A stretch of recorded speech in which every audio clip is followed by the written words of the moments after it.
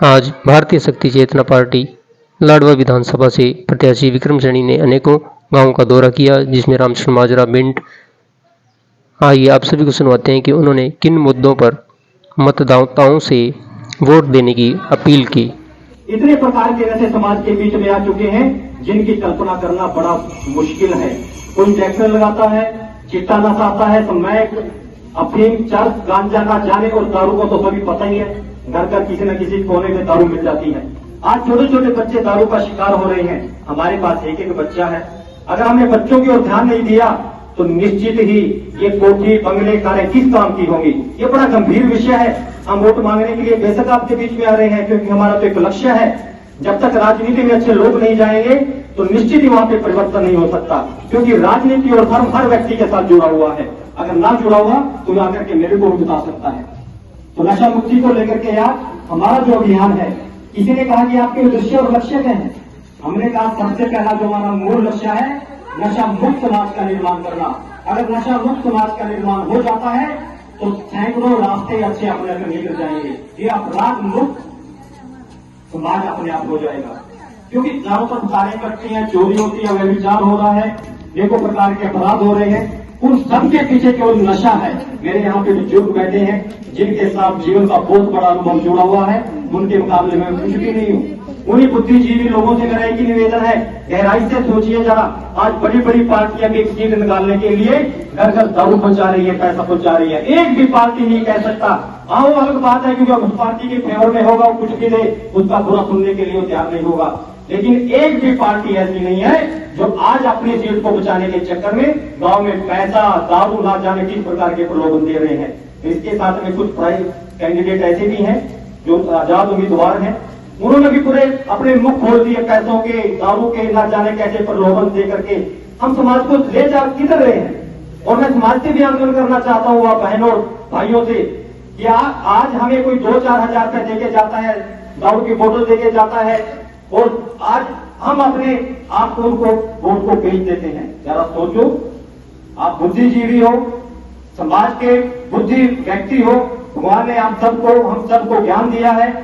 अरे हम 2-4 रुपए में, 1000-2000 रुपए में हम वोट बेच करके, वोट नहीं बेच रहे हम अपने बच्चों का भविष्य बेच रहे हैं, अपने आप का भविष्य बेच रहे हैं, अपने समाज का भविष्य बेच रहे हैं, और अपने गांव और ग्रामीण का सुख चैन बेच रहे हैं, और अपनी माताओं बहनों के यहाँ का सुख चैन बेच रहे हैं। क्यों बेच रहे हैं? क्योंकि सबसे ज्यादा तकलीफ जो उठानी पड़ती है माताओं बहनों को उठानी पड़ती है।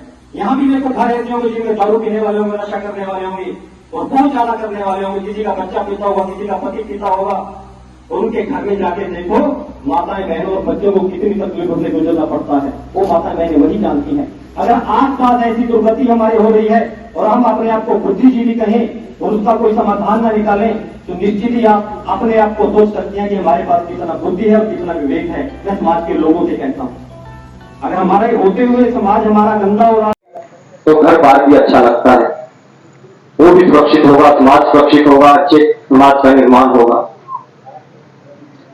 नशा सब अपराधों की जड़ है। आपने देखा होगा किसानों के खेतों में तारें कट जाती हैं। मैं भी किसान हूँ, खुद खेती करता हूँ। तारें कट जाती हैं, कभी तो ऐसे कुछ चोरी हो जाता है, कभी कुछ हो जाता है। तो जब वो लोग एक इक्का दुक्का नहीं लगा वैसे तो पकड़े नहीं जाते, क्योंकि प्रशासन के लोग भी उसके साथ मिले होते हैं। पूरा एक गैंग काम करता है, शासन से लेकर के नीचे तक, प्रशासन तक, चोर डकैतियों तक। और जब उन लोगों को पकड़ा जाता है तो वही बच्चे तो वैसे निकलते हैं अच्छे अच्छे घर के, तो नशे की लत में लग चुके हैं, घर बर्बाद कर दिया, पैसा नहीं मिलता, लेकिन नशे को प्राप्त करने के लिए कुछ भी करने को तैयार है। ये बहुत बड़ी विडंबना है, बड़ा गंभीरता का विषय है। इसको समझने का जरूर प्रयास करें और ये मत सोचे कि हमारा बच्चा नशा नहीं करता तो हमें क्या लेना देना।